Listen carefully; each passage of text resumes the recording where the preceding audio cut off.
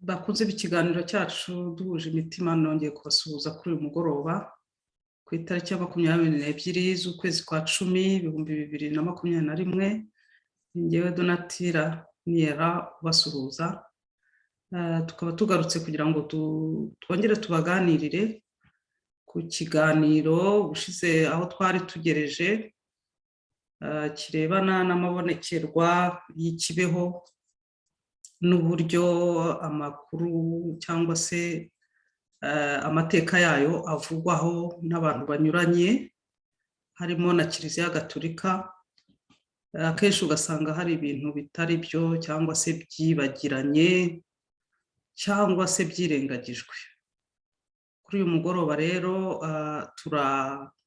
turakomeza tubaganirire kuri iyo ngingo mu gihe twitegura nyine isabukuru y'imyaka 40 Bikira Mariya yaje mu Rwanda, kugira ngo ibintu birusheho gusobanuka cyangwa se abantu barusheho no kubitekerezaho kugira ngo ubutumwa cyane cyane bwaje butuzaniwe na Bikira Mariya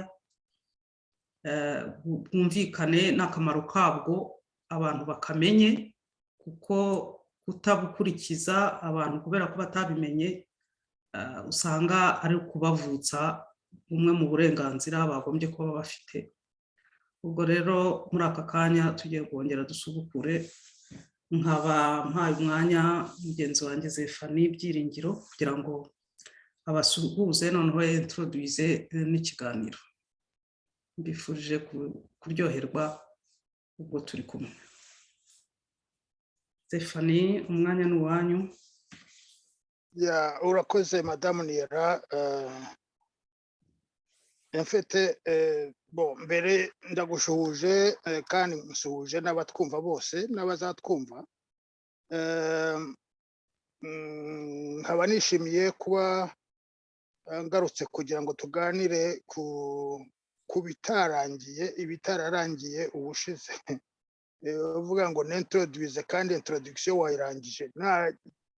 Jewe introduction watanze irahagije Madame Niera, nagira ngo ahubwo nkomeze kubyo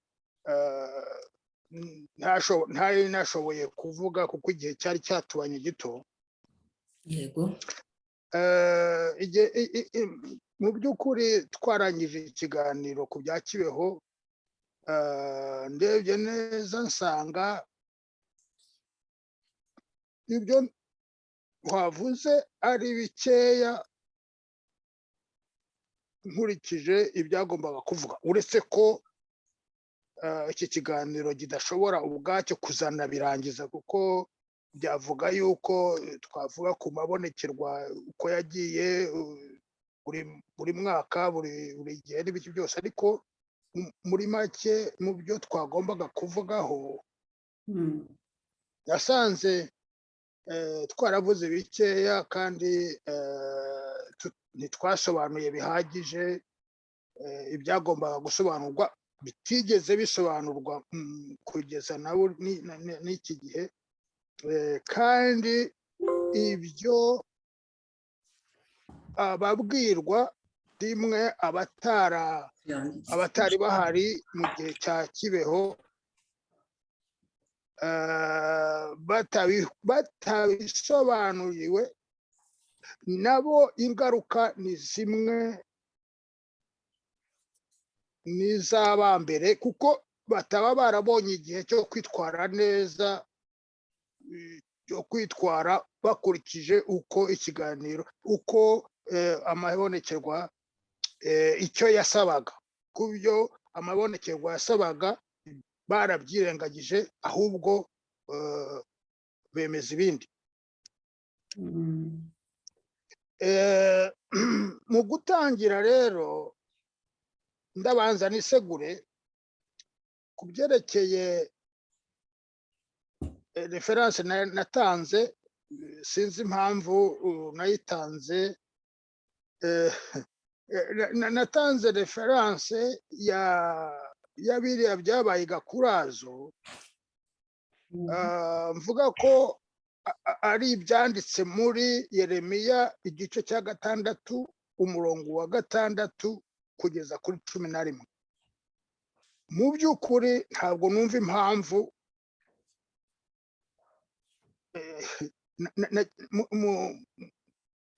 ku mirongo nagiye nkuraho 10 ni igice cya 6 donc Yeremiya igice cya 6 umurongo wa 16 kugeza ku murongo wa 21 nicyo nagombaga kuvuga.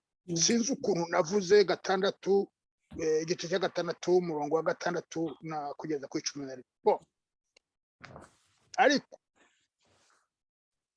nunashaka ndongeraho uyu munsi ndongeraho Zakariya igice cya 11 kuva ku murongo wa 15 kugeza ku wa 17 ndetse na 13 kuva ku murongo wa 7 kugeza ku wa 8. Ibyo byombi bijyana n'ibyabaye mu Rwanda cyane cyane harimo na Kibeho n'ibyabaye Gakurazo. Ntibagiwe yuko ibyabaye Gakurazo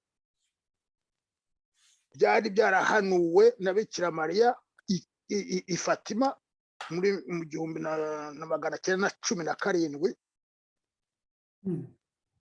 byongera guhanurwa i Kibeho. Ibyo ndari nabivuze.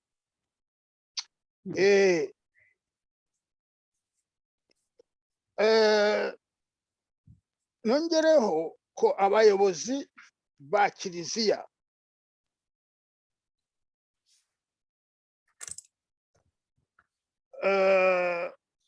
babujije ubutumwa bw'Imana kuvugwa.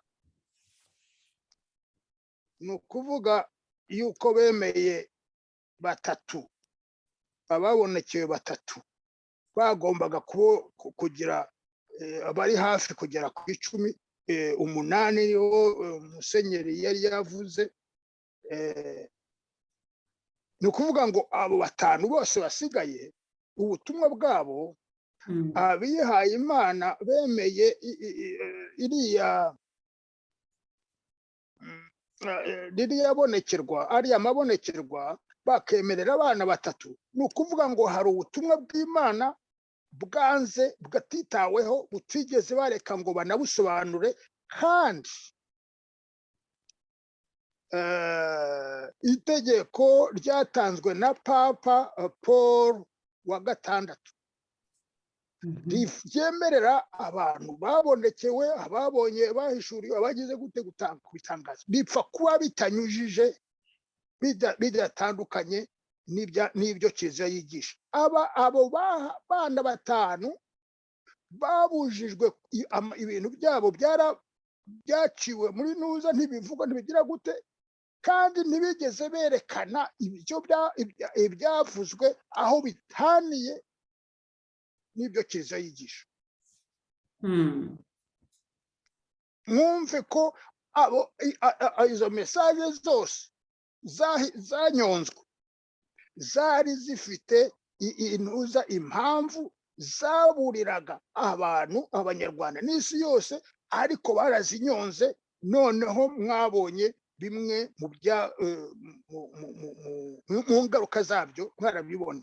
Abo kandi bagiye kuzana iriya ntuza kwibutsa ariya mabonekerwa y'Kibeho. Ubu ngubu ntabwo bari buzane bya bindi banyonze cya gihe ngo banasobanurira abantu bati dore ibi ngibi Kiliziya ntabwo yigisha ibi, ntabwo yigisha ibi, ntabwo yigisha ibi, ntabwo yigisha ibi, basobanukirwa. Ariko ubu ngubu abana babonekewe, abantu babareba, abantu babumva, abantu bemera ibyo bavuze. Uyu munsi ntabwo bagiye ahagaragara basa n'abantu bagize donc nkaho baciwe mu Kiliziya. Ibyo bintu mu gitabo cy'Imana ubundi biravuga yuko uzanga ijambo ry'Imana, ubutumwa uw'Imana yatumye niwe uba yikonda n'ubwe. Donc abo bantu rero banze yuko bariya bana babonekewe, babihakanye ko babonekewe, bakreye confusion bavuga ko ari iki. mu bakristo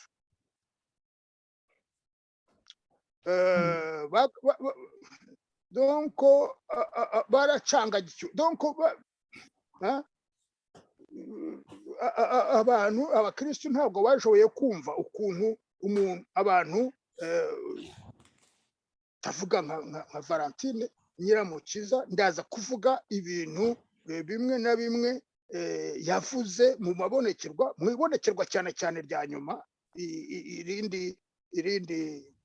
ibindi bimwe narabivuze ubushize ariko cyane cyane bwa nyuma ndaza kubereka ukuntu twahishuriwe no muri iryo bonekerwa kandi ntabwo bigeze baryitaho bya Valentine byose barabinyonze na n'ubu baracyamukurikirana ngo babinyonge ariko ibyo navugaga ko bakariye confusion natanga urugero nuko ku itariki ya 15 y'ukwezi kwa munani muri 1988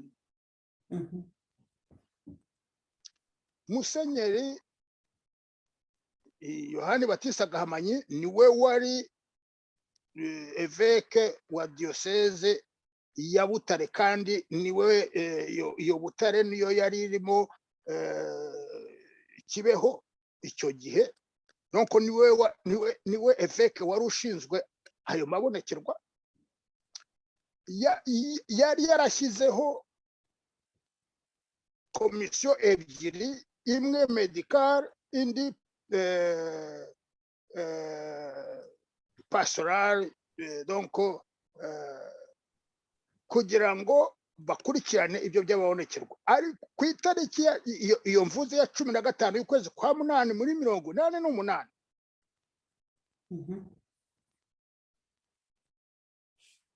yatangaje yuko izo komisiyo zasanze sabaruye abana bavuga ko babonekewe babaruye 50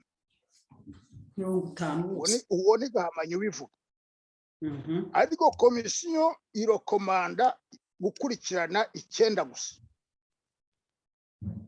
ubwo ni itariki navuze ku itariki ya 15 y'ukwa munani 1988 noneho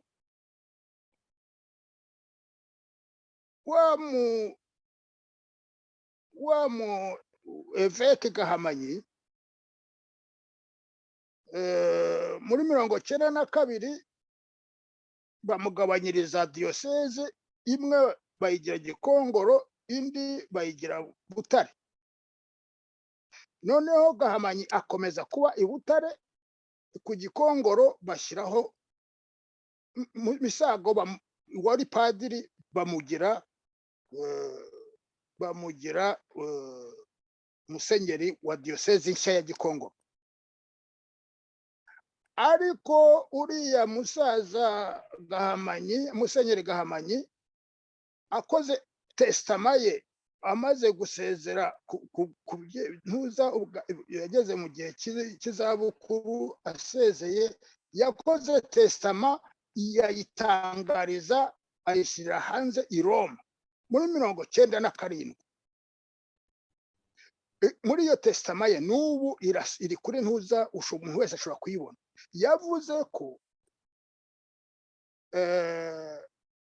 ikibeho Yezu na Bikira Mariya barahabonekeye kandi yari yitwaje raporo y'abande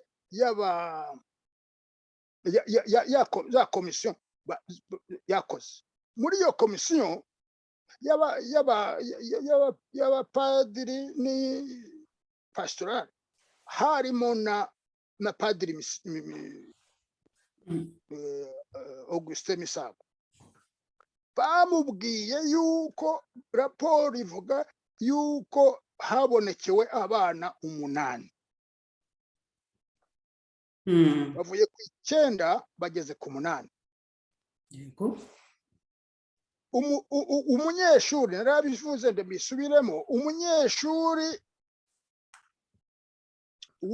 wari aho ngaho wigaga aho ngaho i Kibeho witwa Iribagiza Immaculée yaje kwandika igitabo sinzi niba mubona mureba neza urabona iyi foto ndakibona iriho Yezu na Bikira Mariya iravuze ngo the story of Jesus and Mary in Kibeho, a prophecy fulfilled. Ni ukuvuga ngo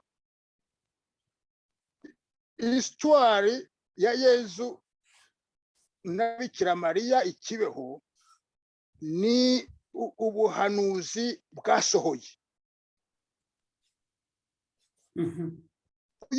Uyu mudamu yarari Kibeho, yarari mu ishuri rya Kibeho igihe buriya ari Amabonekerwa yabonaga. Uriya mudamu avuga ko ku itariki ya 15 y'ukwezi kwa munani muri 82 i Kibeho habonekewe abana 5. Yarahari. Bikira Mariya yabonekeye abana 5. Ikindi muri iriya testama Musenyeri Gahamanyi avuga yuko Yezu yabonekeye umwana, uwo mwana ari mubiri we. Donc Yezu amuha n'ubutumwa. Yezu yahaye ubutumwa Musenyeri Gahamanyi. Ni ukuvuga Gahamanyi ubwe ni temwe ni umuhamya wacu. Nubuhamya. Donc ibyo bintu ntabwo padiri yabihakana kandi Musenyeri yarabyiboneye yarabyiyumviye yarahawe n'ubutumwa kandi akabwubahiriza na Yezu. Ikibazo Ariko ku itariki ya 29 y'ukwezi kwa gatandatu muri mu 2001 wa mupadiri wari muri ya komisiyo ya Gahamanyi waje kuba Musenyeri wa Gikongoro akaza agafungwa mu gihe cy'intambara, mu gihe cya nyuma ya jenoside, agafungwa azira ibyo bintu bya ntuza byabaye, agafungurwa akajya i Roma, akava i Roma akajya i Buruseli akabonana na Valentine Nyiramukiza, akamuforusa cyangwa akamusaba gusinya ko atigeze abonana na Yezu. Valentine akamuhakanira.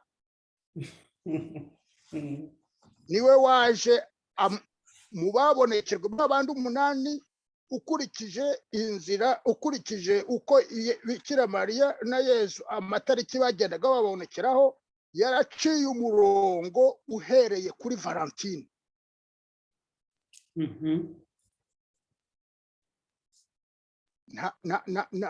Ibintu byakozwe na komisiyo y'abapadiri n'iki, abenshi muri bo bari baranahunze kandi ntabwo yari we ofisiyeri w'Amabonekerwa ku Gikongoro rimwe kugeza igihe bavugira ngo Amabonekerwa yararangiye, ubwo babeshya atari yararangiye.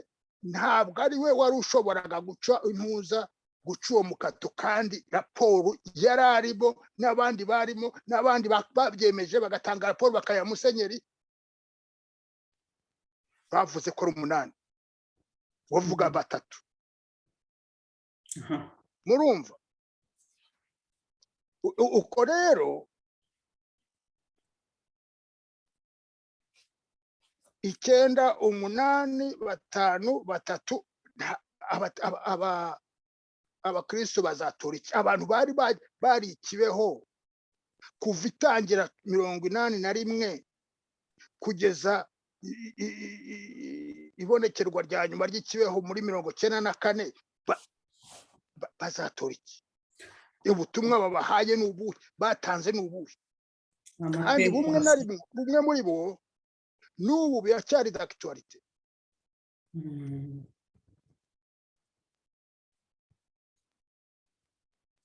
Jewe muri icyo kiganiro nashingiye ku byo Bikira Mariya yatangaje ageze muri Ohio.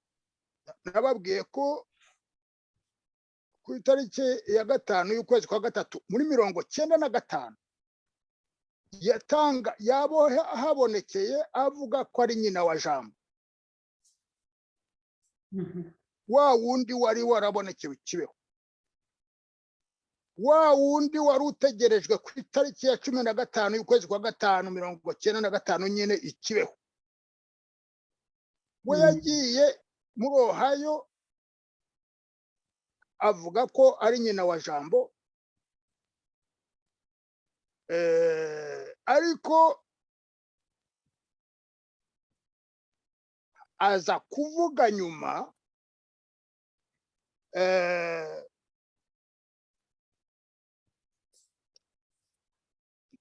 ku itariki ya 7 y'ukwezi kwa gatatu 2014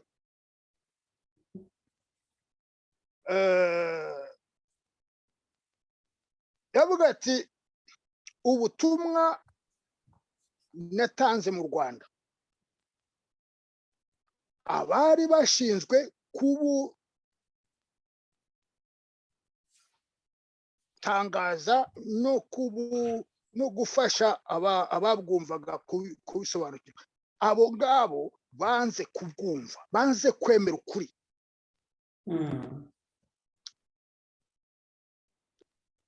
Ndaza kubabwira yuko kuri ntuza kuri ibyo ndashaka kubabwira yuko yabivuze kubera ko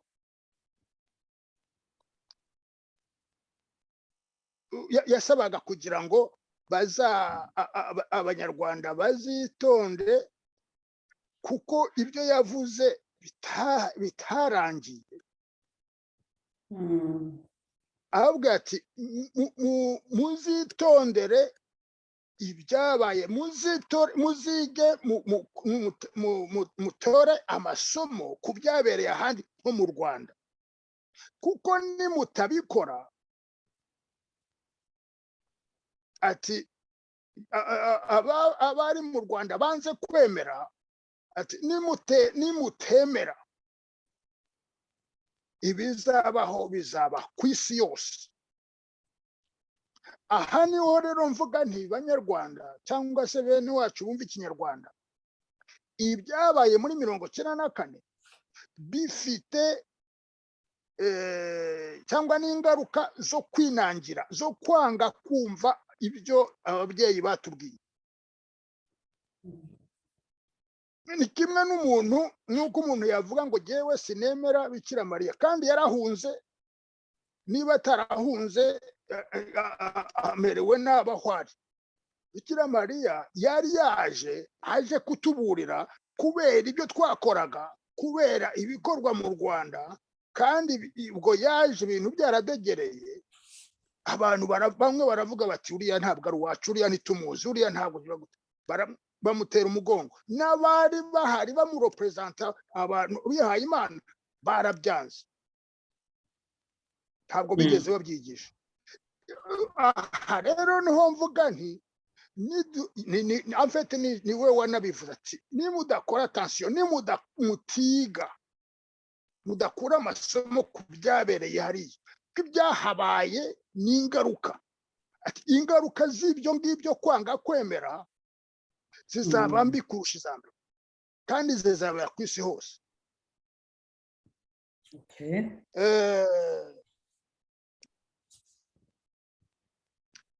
Okay. Yari yatangaje Bikira Mariya ku itariki, ibwo iyo mbabwira yabereye Ohio ndabaha adresse, ariko muri message atanga jewe nkurikira cyane nizo mu Cyongereza, ariko ndabaha ntuza adresse y'Icyongereza n'Igifaransa. Hari ubwo ushobora gusanga Igifaransa batarabitradwije, ariko mu Cyongereza yatangaje yuko azatubwira ibikurikira apostazi izigiye kuza mu kiliziya, kandi iyo apostazi niza izasimburwa na antikristo. Izo periyode zombi ntabwo muzasobanukirwa ukuntu zatandukanye, ukuntu demarika muza yazo ziri overlapping. Donc iyo periyode izakurikira igiye gukurikira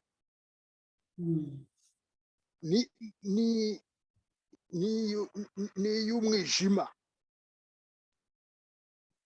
hose izinjira mu kiliziya. Noneho na antikristo aze, ni ukuvuga ngo abantu bazaba abaprisonnier kandi esclave. Ibi rero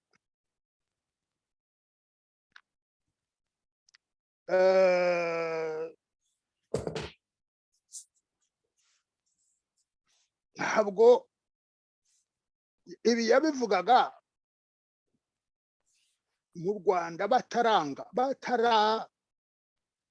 batarahakana ko Yezu yahageze, batarahakana ko Yezu cyangwa Bikira Mariya yabonekeye Valentine, yabonekeye n'abandi. Bihakanye Yezu, bihakanye Bikira Mariya, abihaye Imana. ariko bagenda bihakana buhoro buhoro. Mbere barabyemeraga igihe byabaga, hanyuma igihe cyashira bagakoraho raporo, rimwe bakabyirengagiza, ibindi bakabivuga wenda ukundi. Urumva Musenyeri Misago ajya kureba Valentine, yemeraga neza ko Valentine yabonekewe, ariko amusaba guhakana ko yamusabaga ko yihakana Yezu. Ariko iyo aza kwihakana Yezu, Misago yashoboraga kudekarara ko yabonekewe ariko ibya Bikira Mariya byonyine. Ariko noneho Valentine amuhakaniye, undi amusiba byose. Donc ntushobora gusanga izina rya Valentine Nyiramukiza mu bitabo bya Kiliziya Gatolika ku Gikongoro cyangwa ntuzahana. Barasibye. Uravuga ngo barabyemera. Yes, barabyemera. Nyuma muri 2021 bemeye ko Bikira Mariya yahageze, ariko ntushobora kwemera ko Bikira Mariya yageze ahantu ngo uhakane ko Yezu yahageze. Kandi ntibasigana. Kandi nubwo wahakana Yezu ukemera Bikira Mariya, none se ko Valentine yabonekewe na Bikira Mariya, kuki utamuvuga? bafitanye amasinde. Ibyo rero urabona ko byasomwe ku itariki muri 2021. Bikira Mariya yari yaravuze ati ibiziye kuza mu kiliziya nta gahomamo. Muri 1994 mu Rwanda yaravuze ati nigege nyine nzabibwirira ukuri. Yabivugaga kubera ko yarazi yuko bazihakana umuhungu we mu 2021. Urumva?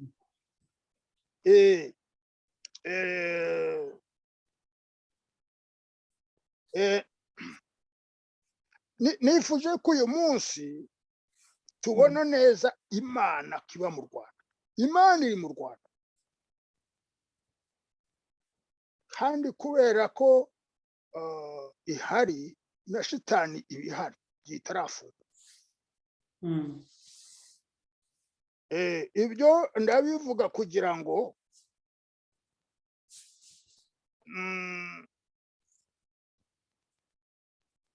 abatwumva bamenye Bikira Mariya ari we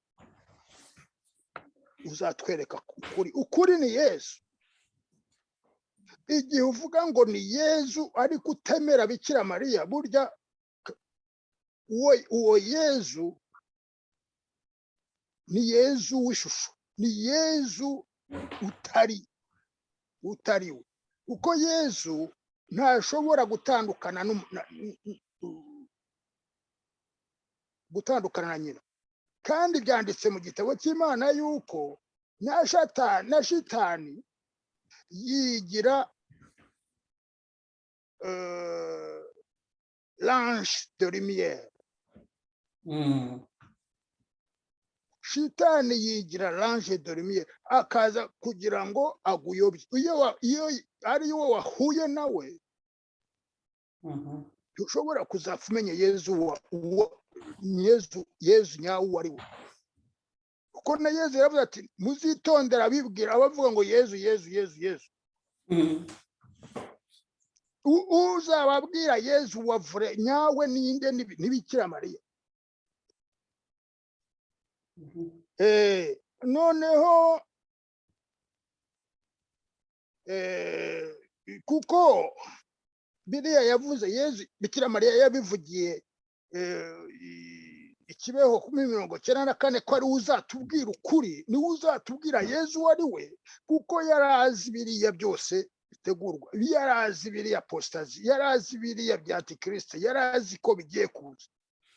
Icyo cyari cyanamuzanye kugira ngo abategure, ariko kugira ngo bitegure ahubwo bagiye guhobera Sekibi.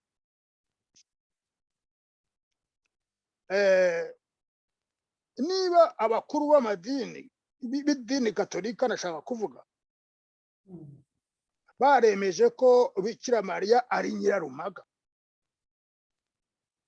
kandi nanjye ibyo nibyo nemera, bivuze ko uwo amadini menshi ahakana kuba nyina wa jambo, kuba nyina w'Imana, bagombye gukurikira amateka yacu y'u Rwanda. Ubwo hari abavuga ngo ibintu byarahindutse, byahinduwe n'abazungu bazanye amadini, bazagira gute. Nibakurikire amateka yacu nyayo, barayasangamo nyina w'Abanyarwanda, la mère du peuple rwandais. Ibi ni Alex Kagame ubivuga. Ariko hari n'abavuga ko abazungu batuzaniye Imana yabo nyine, ko Abanyarwanda bagiraga Imana yabo ariyo basengaga, ariyo yari iberanye nabo, cyangwa se Abanyafurika muri rusange. Hanyuma abazungu baje gukoloniza bazana Imana yabo, ariyo baza kwigisha. Ntabwo Imana yabo ngabo bitandukanye n'Imana. Imana ni imwe. Urumva? Imana ni yego nibyo. nuko ndashaka kubabwira ngo ibyo Kagame yanditse, niyo ndashaka kubajyana ku mateka yacu. Ibyo Kagame yanditse yabihawe n'abasizi, abasizi bakamiwe ubusizi na Gihanga. Yavuze ngo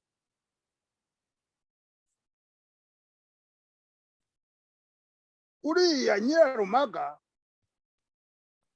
c'est la mère prédestinée mu Gifaransa. None mbabazi, la mère prédestinée bigeze baba babiri muzi? Ubwo baba babaye babiri niba tubafashe bombi séparément. Niba hari undi bazi, la mère prédestinée. Umwana ari umukobwa bati uyu nguyu azabyara iki, azabyara iki? Ni umwe gusa, ni Bikira Mariya. Umuntu uvuga ati j'ai toujours régné, abaye umwamikazi buri gihe, yabyaye abami. Yabyaye abami niko byanditse. Oui, ibisoma byanditswe na Kagame. Elle est la mère de toutes les familles. ababyeyi donc bose avuga Nyirarumaga. avuga Nyirarumaga. Son origine est céleste. Yanditse ko ari célèbre. Okay. Célèbre Céleste. Urumva ngo celle qu'on a dû protéger avec des armes lorsque le redressement national créait une situation dangereuse pour elle. Celle ko ibi nibyo navuze yuko byabaye ikibeho kuri armée turquoise, l'opération turquoise. Celle qu'on a dû protéger avec des armes lorsque le redressement national créait une situation dangereuse pour elle. Intuza operation turquoise yaje iziye Rwanda rwose ariko igeze hariya yigumira hariya muri rejo ya Kibeho, ntiyarenze Nyabarongo Mwoko. Kibeho na Nuzana ni west na sud. Aho ngaho nyine niho muri iyo zone ya Bikira Mariya niho yarari yaharenze. Elle est envoyée par Rugira, par Imana, pour fonder le royaume du Gasabo.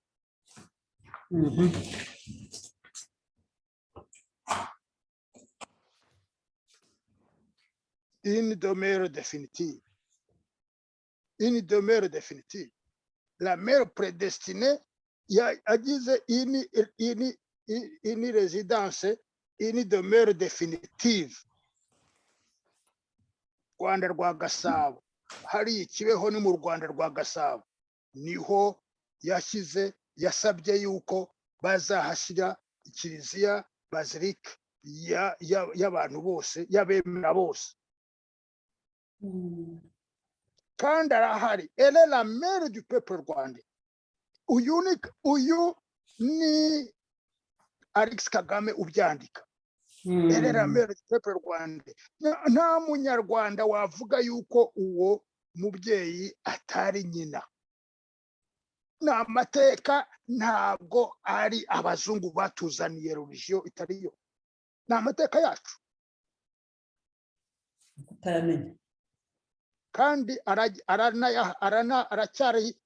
hariya jusqu'à présent. Nta wigezamo ntiyahavuye. Kuko Bikira Mariya aba hose, ariko aho ngaho ni muri demeure y'Imana, kuko ntawe ushobora kumubona. Urumva? Aho ngaho rero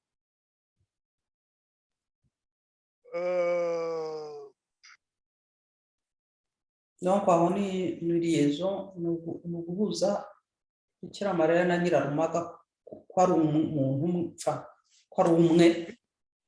barabyiyemereje ku itariki ya 28 cyangwa 29 z'ukwezi kwa gatandatu mu 2011.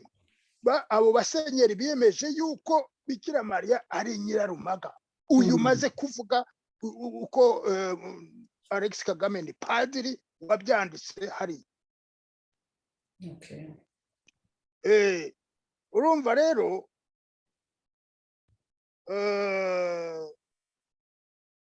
ikindi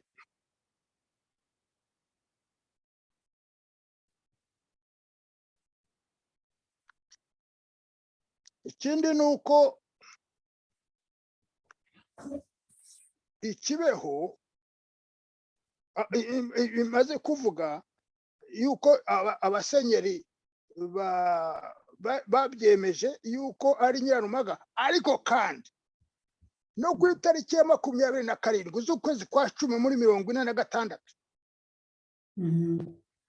umwami Rudahigwa mu ijambo rye yavuze ko Kristo umwami ari we Ruganzu Ndori, niwe washyizeho waremye wakoze u Rwanda.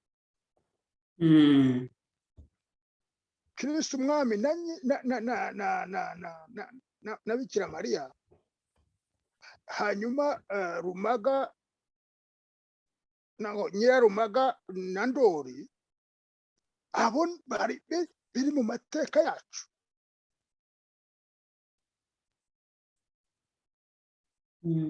Uriko muranyumva? Ndakumva rwose. Noneho rero kuki se ababihaye Imana badahishurira abanyarwanda ko Kristo umwami abiwacu?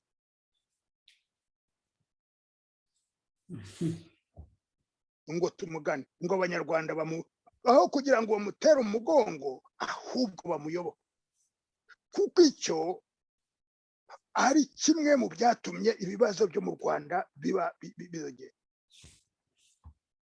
Baramwihakanye kandi yarashinzwe, yarahawe u Rwanda n'umwami Rudahigwa.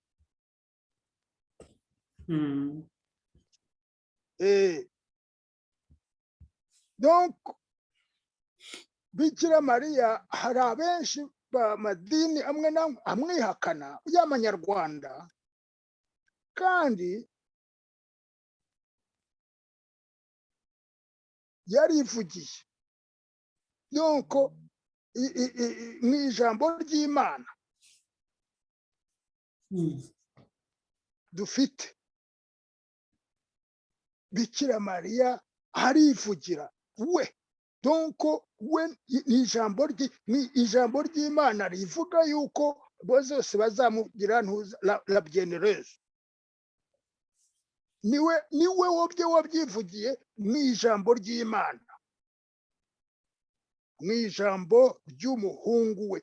Avuga umuhungu we n'ijambo, mu ijambo ry'umuhungu we. Bikira Mariya yaravuze yuko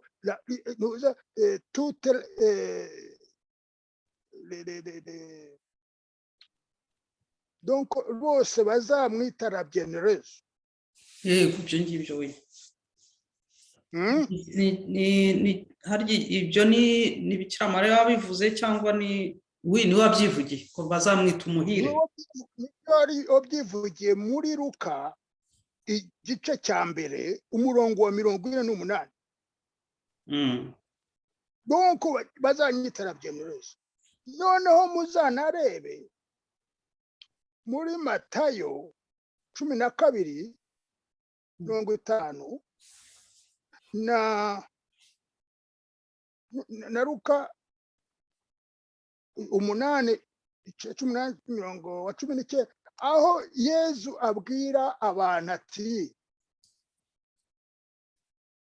mama n'umuntu wese wumva ijambo ry'Imana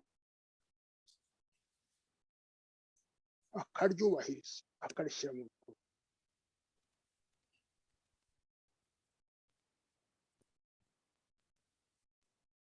Ijambo ry'Imana, ijambo Yezu yavuze, yerekanye amategeko y'Imana. Yatanze uko amategeko y'Imana yose uko 10 ayarezima muri ntuza ebyiri: urukundo rukunda Imana d'abord, rugakunda n'abagenzi bacu. Urwo rukundo, umutima ufite urwo rukundo rumeze gutyo, nta wundi wigeze awugira ku isi atari Bikira Mariya, son cœur immaculé. Ufata, wemera, wumva ijambo ry'Imana akaryubahiriza akarishyira mu bikorwa. Nta udacumura uretse Bikira Mariya. Niwe muntu wabayeho utigeze acumura akarinda donc niwe umutima we uri holy love, saint amour. Ushobora kuba utazi Bikira Mariya, ariko niba ufite rwa rukundo Yezu yavuze uko yabivuze, waba ufite Bikira Mariya mu mutima wawe, waba uhuje umutima na Bikira Mariya. duhuze imitima na Yezu Kristo, kuko bombi nibo la nouvelle Jerusalem, niyo ya promesse, niyo ntuza, ni uzamba abafite ku mutima we azaba ni uzabona promesse ya Yesu. Noneho ndavuga ngo kuza kwa Bikira Mariya ari nyina wa Jambo ni prophétie yabaye ya réalisé, donc yasohoye. Ni ukuvuga ngo ahangaha ndavuga uyu mudamu arabivuga Immaculée, prophétie yasohoye kuko umubyeyi yaje kwereka abana be iri ya ntuza ya bwa butaka Yakobo yahawe, kandi akavuga yuko la race izabona iyo ntuza ari la race izahabwa donc abana, donc la race izatorwa muri Yakobo. Yatowe ku musaraba harya, niwe waje kwigaragaza, kwiyereka abana be basaza cyangwa bashiki ba Yesu. Uku nguku kubonekerwa hariya iwacu mu Rwanda ni ibyahishuwe byasohoye, nk'uko kubonekera muri Ohio Maranatha Spring and Shrine hariya nabyo ni ibyahishuwe byasohoye, kuko yagombaga kujyanwa muri desert. Yageze yaravuga ati iyi ni desert, nje ati kuboneka kwanjye ni kimwe nuko Yohani umubatiza yabonetse. Iri hariya niho hatwereka yuko yavuye iwacu yirukanwa akaza hariya, yarahatwereka, ariko kugira ngo abazahamenya ubwo ngubwo abo duhuje imitima bazahamenya, abandi ntibazigera bahamenya. Ni ahantu hari protege, urumva. Ariko kandi bamenye yuko Bikira Mariya na Yezu ni umutima wunze, bafite umutima umwe. Ibyo kandi jewe ndabishimira Imana ko yabinyeretse nagiye muri iyo ntuza muri apparition. Abara umuntu yaraje aramfotora, twari muri procession, nari mu batatu ba mbere, nari mfite pancarte nini iriho ntuza ishusho ya Bikira Mariya, hari nijoro. Ariko noneho umuntu araza aradufotora, agezeho aramfotora, amaze kumfotora anyereka ifoto, amaze kumfotora biramutangaza. Bimutangaje, yatangaye kubera ko ibyo yabonye bitandukanye n'ibyo yafotoraga. We yafotoye, jewe mpagaze mfite igiti kiriho intuza ya Bikira Mariya. Ifoto yabonye iriho Yesu,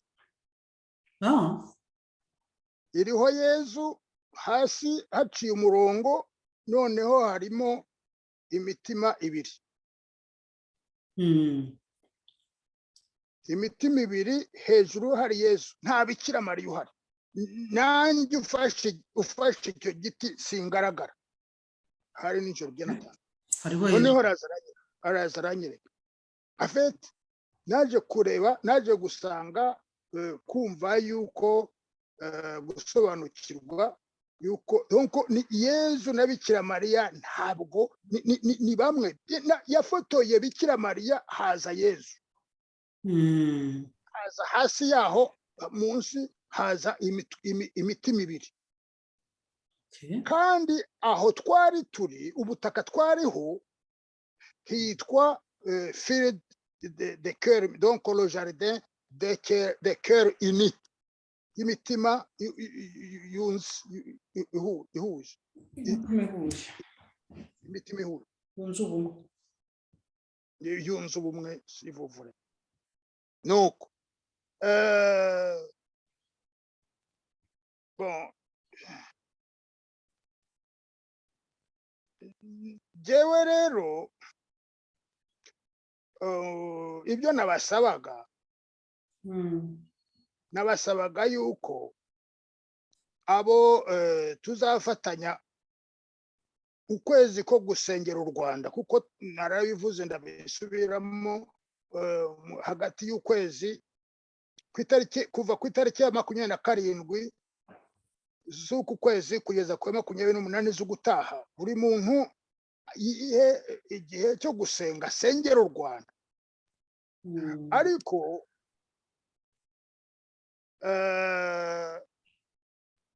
akajya azirikana uvuga uti ndasabira abantu bose turi kumwe muri iyi gahunda tuzirikana iriya nkota umusaza Simon yahanuriye Bikira Mariya uko ari 7 tuzi nuko Bikira Mariya ababazwa ubu ngubu kandi tukaba tubifitemo uruhare ibintu ibiba byose iyo abantu bicwa abana bagakurwa mu nda ibintu abantu bakora ibintu bitemewe n'Imana ibintu byose bagatera umugongo Imana bakagira gute ibyo byose ni ya nkota uba uri mutera nyina wa jambo nyina w'Imana tuzereka Imana ugushaka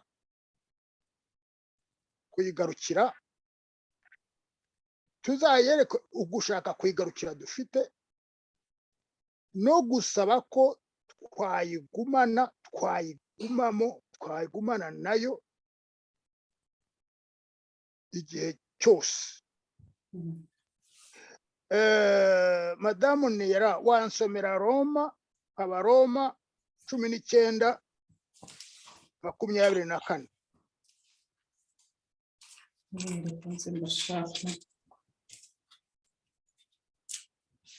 Abaroma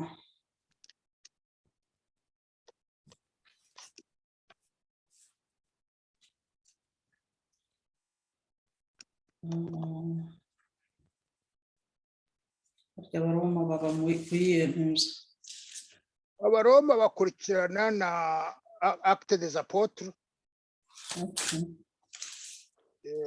Yohani Actes des Apôtres Abaroma gukurikira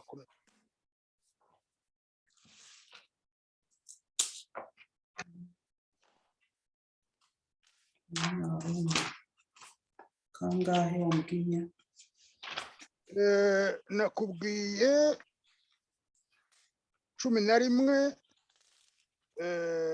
kuva ku 19 kugeza kuri 24 Abaroma kangahe chapitre 11 kuri murongo wa mbere kugeza ku wa 10 na kangahe murongo wa 19 kugeza kuri 24 okay merci 19 donc ahari wavuga uti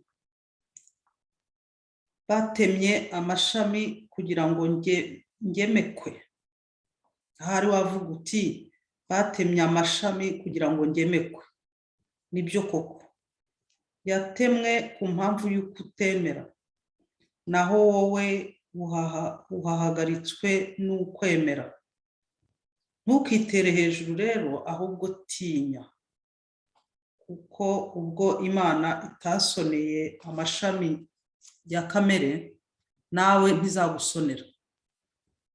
Aho ndagije 21 harya ngeze kuri kangahe? na kane. Irebere nawe ubugwaneza n'ubutabera by'Imana kubaguye kurikira ubutabera. Kubaguye ikurikira ubutabera, kuri wowe igira ubuntu. Niba ariko ugumye muri ubwo bugwaneza, naho ubundi nawe izagukorora. Nyamara nabo umunsi bemeye bazongera bagemekwe, kuko Imana ishobora kongera kubagomeka. Koko ko wowe watemwe ku giti cy'agasozi muhuje ubwoko, maze ukagemekwa ku muzeti mwiza mudahuje ubwoko, nkanswe bo bazagemekwa ku muzeti wabo bwite bahuje ubwoko. Sinzi niba nasomye neza kuko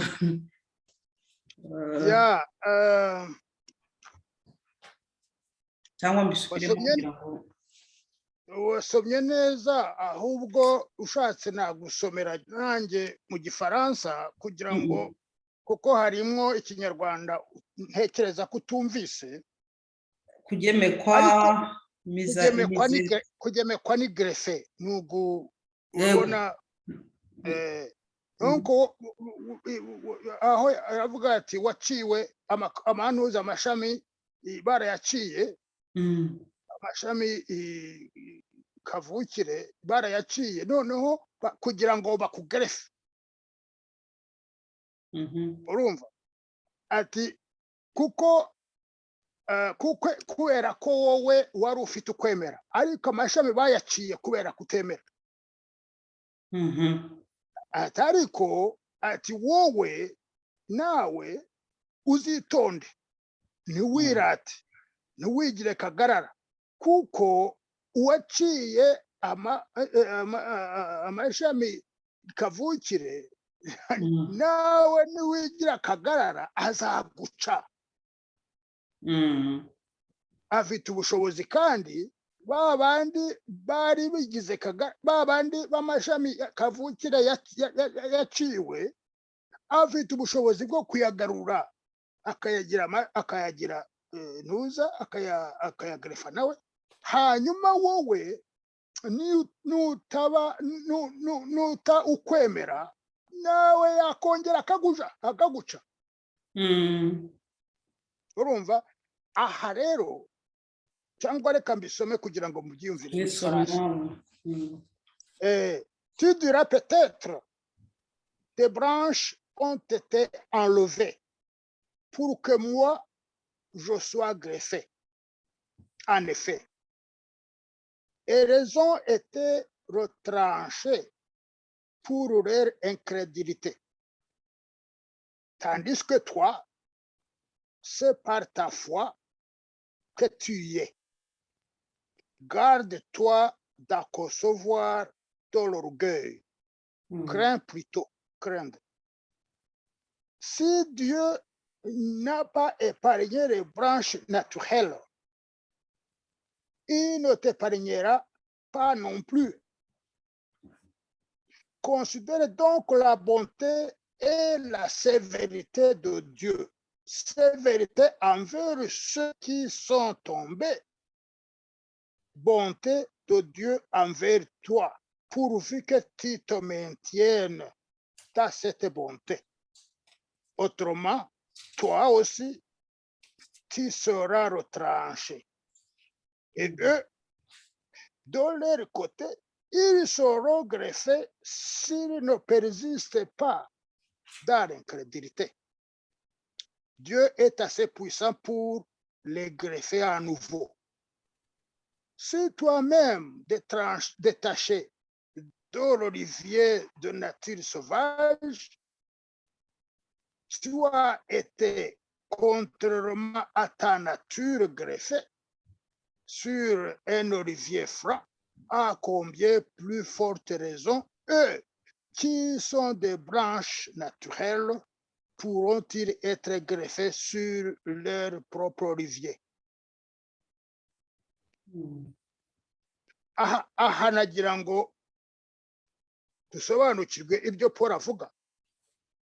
Paul arashimangira ko bya bindi Isirayeli yashakaga yabyambuwe bigahabwa abandi bazabigirira bazabiproduiza ntuza. Donc abo barirukanywe noneho Imana yadubuta bariya bari de païens.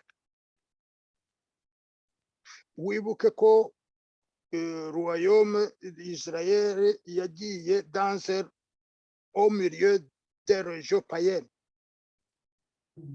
Niba yarabashyizeho yarabafashe yarabatoye kubera ukwemera kwanyu, mwageraho mukavuga muti no kwemera mukabuta mugafata ibindi, mwibaza yuko itazongera ibagrefe noneho yifatira abandi bazashobora kuba bagize ntuza. Icyo kibazo kandi wigeze kukimbaza muri ntuza zishigaye izahise mu biganiro twagiranye mbere. Usanga nimwigira ntuza rekaresitara mugasubira muri za nzira z'intuza. N'Abayisirayeli yarabataye les branches naturelles yarazikubye kini hano harabataho. Noneho muje kuki mwibwira yuko nimukosa atazaba namwe itazabaca? Aha niho mvuga nti nidusenge twiyegereza Imana. Ni twebwe Paul abwira bandi bari de témoin bakumva ijambo ry'Imana bakayemera, Imana ikabaha ikabemera ikabafata. Nitwihakana dukomeje shitani katujyana aho ishaka, natwe tuzacibwa burundu. Muri icyo ayo masengesho ndimo nsaba, turimo dusaba y'ukwezi kose, n'ukugira ngo iki gihe Imana izadufashe turayemera, turayigarukiye, twarayobye, twakoze ibidashaka, twanze amategeko yayo, ariko turayisaba imbabazi kandi turayisaba ngo dukomeze tujyane nayo. Ibyo rero Imana niyumva twayigarukiye nayo izatugirira imbabazi. Urumva Madamu Niyara, turi kumwe ndagukurikiye. Twihuse ariko kuko amasaha arimo aragenda, wenda ibyo usigaje uko bingana kugira ngo turebe niba turi bubirangize cyangwa se ntabwo hasigaye byinshi, ni bikeya. Donc abihaye Imana bisobanurira gute kuntu Yezu yirotiriye mu mabonekerwa itariki ya 20 y'ukwezi kwa gatatu muri 1992, juste iminsi 10 mbere y'uko Misago aba anomwa atorwa kuba musenyeri. Babisobanura gute? Kandi uriya mukobwa yanze kwemera mbere y'uko Misago aba musenyeri. Niwe wamubwiye ati nabonye message imbwira yuko ugiye kwimikwa kuba musenyeri. Niwe wamuteguye. Donc baraziranye, bari baziranye. Oya, yarashinzwe amabonekerwa, niwe wajyaga muri ntuza. Ntabonekerwa ryabaye hariya kuva yatorwa ngo abe membre wa komisiyo, ntaryo yigeze asiba.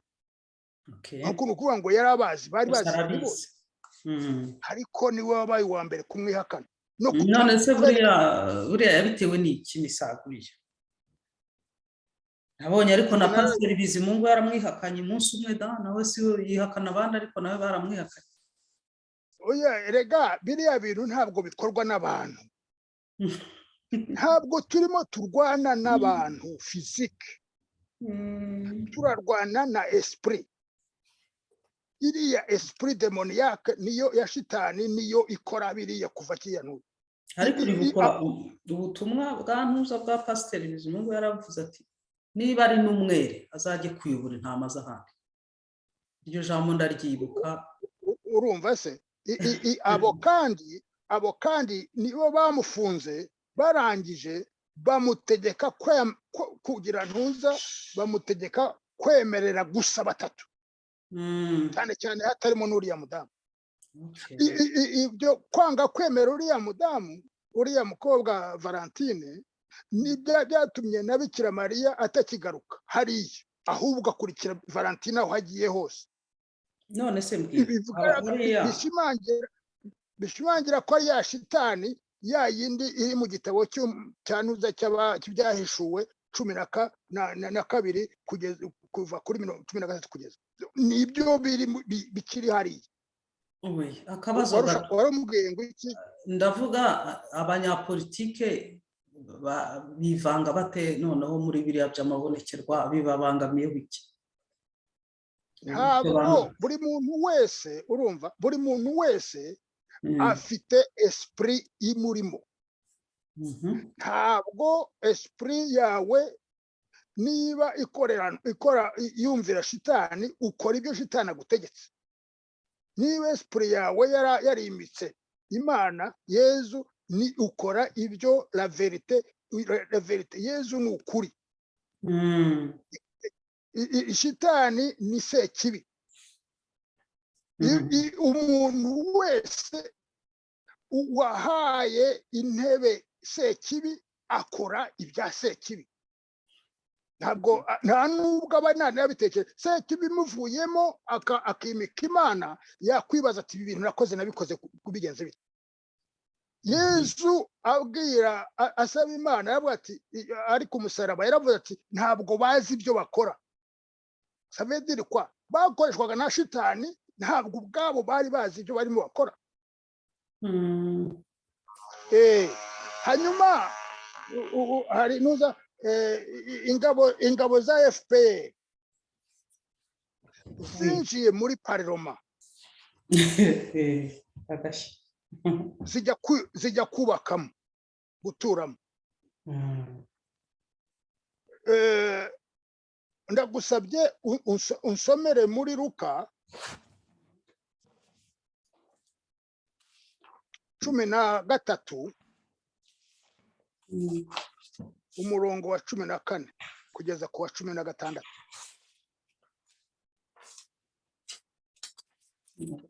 Ntabwo navuze Luka, ni Mariko. Okay.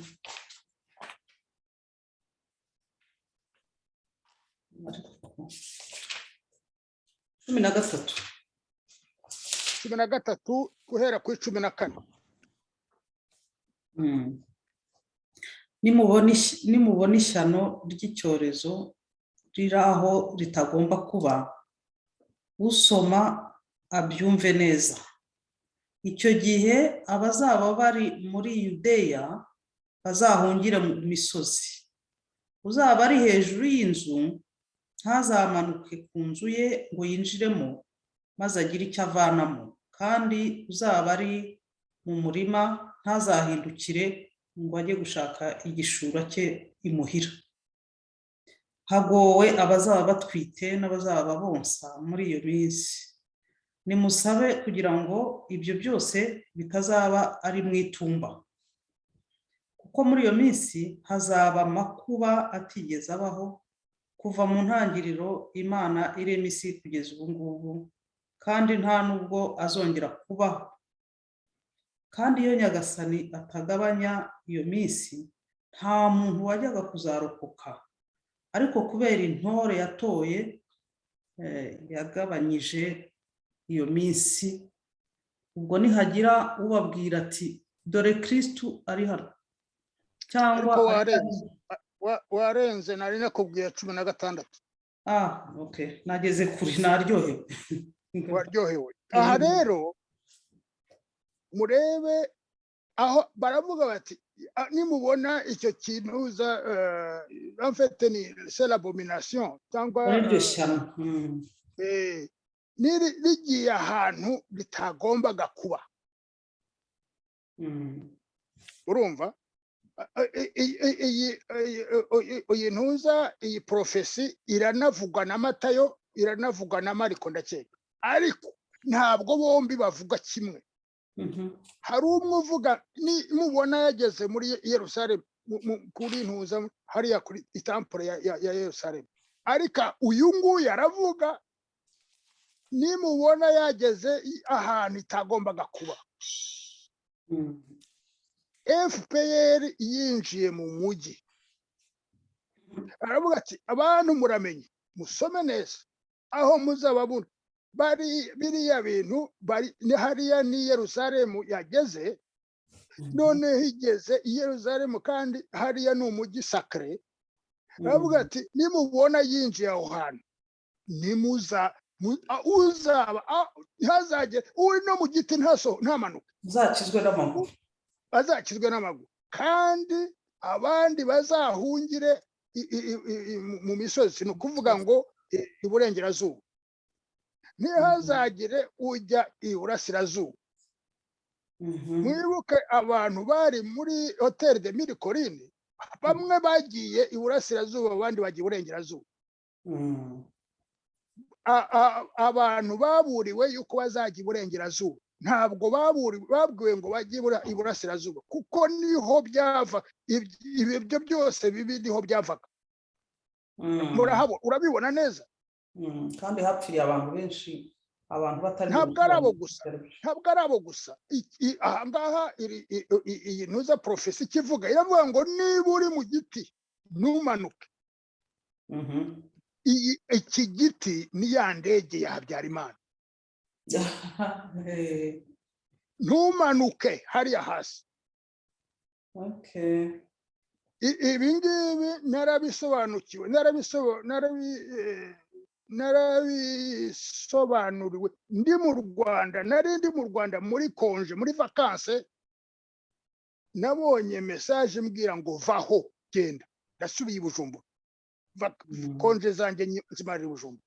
Ibyabaye nibyo ibi ngibi uyu muhanuzi, aba bahanuzi batubwira bisa n'ibyabaye i Yerusalemu kiriya gihe. Noneho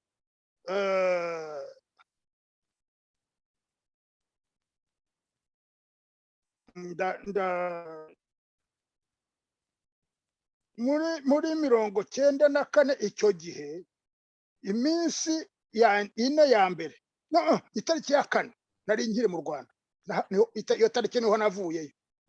Habaye une fausse alerte, nonce apostolique, donc intumwa ya papa, ambassadeur wa papa mu Rwanda yabwiye abambasaderi abadiplomate bari i Kigali mu Rwanda bati wa munsi n'uyu mwitegure kuko uyu munsi karaba.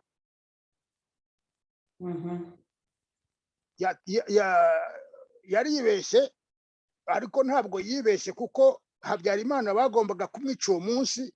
Habyarimana yarabadejuwe aho kuza n'indege yiyizira n'imodoka.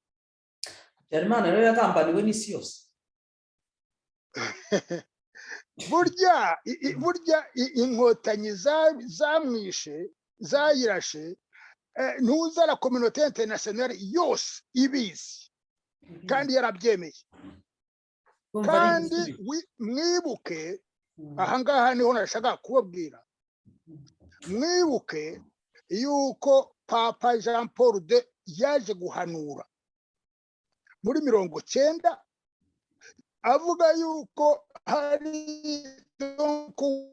bizi igitabo cy'Apocalypse chapitre 13:5 iravuga yuko la bete yahawe amezi 42 kugira ngo ikore ariya mpuza yose. Ntuza kuva muri 92 kugeza kuri tariki ya 4 y'ukwezi, ku tariki ya 6 y'ukwezi kwa 4 haracyarimo amezi 42. Ayo yawe pardon connection yawe ntabwo imeze neza iragarutse connection. Iragarutse yari irimo igenda ariko iragarutse. Okay. Iyo ntuza ayo mezi 42 yarangiye nonse apostolique wibuka ko byatanzwe byanoshejwe na papa noneho mu kurangira byanoshejwe na nonse apostolique kandi niwe wari doyen du corps diplomatique mu Rwanda. Nta muntu numwe wigeze yohereza message de condoléance kuri famille éprouvé cyangwa se premier ministre cyangwa se undi wundi wese na premier ministre yapfu. Ibyo ari byo byose nta wigeze abigira kubera iki byari byaratanzwe yari yaragize ahubwo ubwo tuzabivuga mu yindi ntuza yitaha. Yashaka kubabwira ko urya mwaka wari warahishuwe byanditse muri Ezayi yari yarahishuwe imyaka yagombaga kugira yari yageze harya niho byagombaga kuba ahubwo bya bindi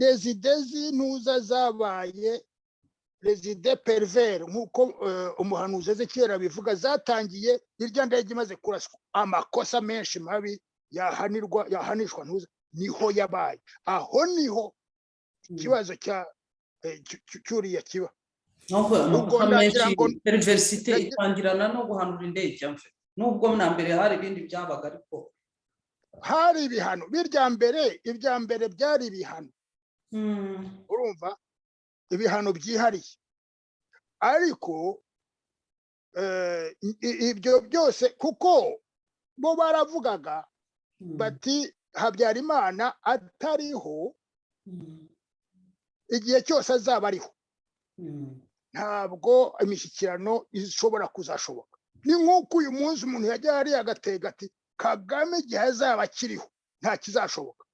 N'icyo gihe niko byari bimeze nabo niko byavugwaga ari ukugira ngo bapuse kwica nyine kugira ngo communauté internationale yemere kuriya muntu azicwa. Barabitangaje barabivuze ariko ni kandi inama yabereye muri Nonciature Apostolique i Kigali inama yo kwemera urwo rupfu. buriya se ntuza uriya musenyeri Nsengiyumva ntabwo yari abizi yabibwiwe nande ibintu byakorwaga ntuza ahubwo nibyo nashakaga no gusoma ariko igihe kimwe kiragenda yenda nambiretse ahubwo cyakora nasoma agace gatoya ntuza ku itariki kubyerekeranye n'uriya ntuza archevêque wa Kigali ku itariki ya 15 y'ukwezi kwa gatanu muri ririya bonekerwa Bikira Mariya yaravuze ati on vous a montré un endroit où il y avait un pont que vous deviez emprunter pour traverser. Celui sur lequel nous sommes maintenant est la continuité de ce pont-là. C'est celui-là qui continuera. Cela, je l'ai dit maintes fois, mais certains n'accordent aucune attention au message que j'envoie. Et pourtant, ce que je dis s'adresse à eux. Iki gihe ushobora gusobanura mu Kinyarwanda gake kuko hari abantu batumva Igifaransa. Bikira Mariya yaravuze ngo baberetse ikiraro ahantu ni Bikira Mariya ubivuga ahantu hari iteme mwagombaga kwambuka. Iryo muriho ubu ngubu ni la continuité, donc ni ibikomerezaho muri make. ni iryo teme gikomeza, ni inzira y'iteme gikomeza kandi niyo izakomeza. Ibyo narabivuze inshuro nyinshi, ariko bamwe nta gaciro baha ibyo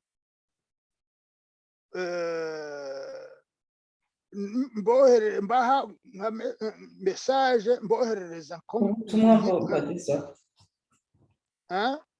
Nta gaciro baha ubutumwa mbagezaho. Mboherereza.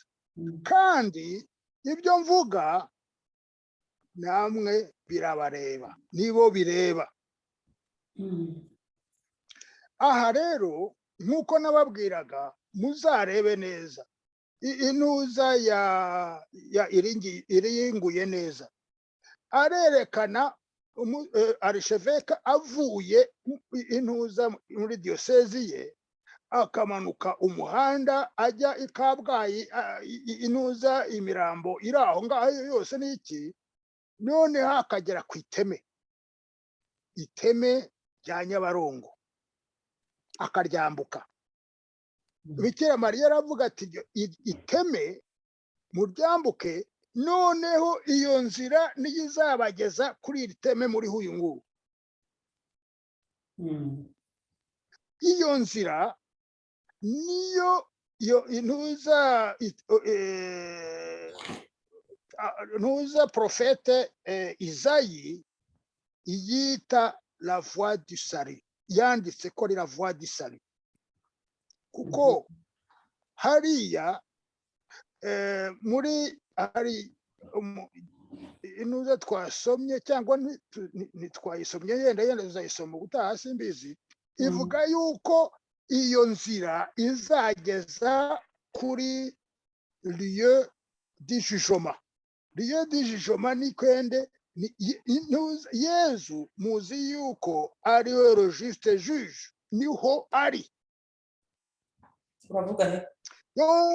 Donc uriya rero we yaragiye yafashe ya nzira, ageze i Kabgayi ahitamo kwiviramo, kwisohokamo, yigira i Kabgayi. Yagombaga kugenda akagera Kibeho.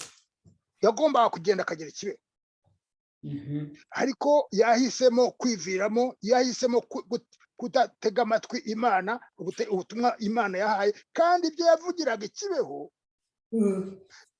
niwe byabwiraga, niwe byateguzaga, niwe nabo bari kumwe, ariko banze kugira ntuza kubyumva. Ibi ngibi yabivuze kuri tariki ya 15 y'ukwezi kwa 4 muri 1994. Undi aza gupfa ku itariki ya 5 y'ukwezi kwa 6 muri 1994. Iminsi 20 kwezi kwa 6, tariki ya 5 y'ukwa 6 1994. Radio Rwanda ya Makeri yarabivuze, niyo yabipashije. Bagombaga kuba barabyumva, bagombaga kuba baranahagurutse kuvuga bakaza bakagira Kibeho. Ntabwo bemeraga, ariko ntiwashobora kwivuga. Nguko ibyo ntabwo mbonye umwanya wo kuvuga message zimwe na zimwe zabereye hariya Kibeho muri kiriya gihe, yenda nizo nzaheraho ubutaha dukomeza cya kiganiro cyacu ko twari twagiteguye. Ngira ngo n'ibyo ngibyo navuga uyu munsi. Madamu Niyera, urakoze cyane kuba unyihanganiye, nubwo hari ukuntu ntashoboraga hari ibyo ntashoboraga gusiga, ariko niba tubyumvikana, abo twumvikana, abo dukora, mwibuke yuko Yezu yatuwe u Rwanda ku itariki 27 y'ukwa 10, kandi Bikira Mariya yaje mu Rwanda ku itariki 20 y'ukwa 11. Hagati aho ngaho harimo ukwezi, uko kwezi muzadufashe, muzafatanye, duhuze imitima, tukwibuke, dusabire u Rwanda n'abanyarwanda aho bari hose, kandi abanyarwanda n'abari ku isi yose. Urakoze cyane. Urakoze cyane.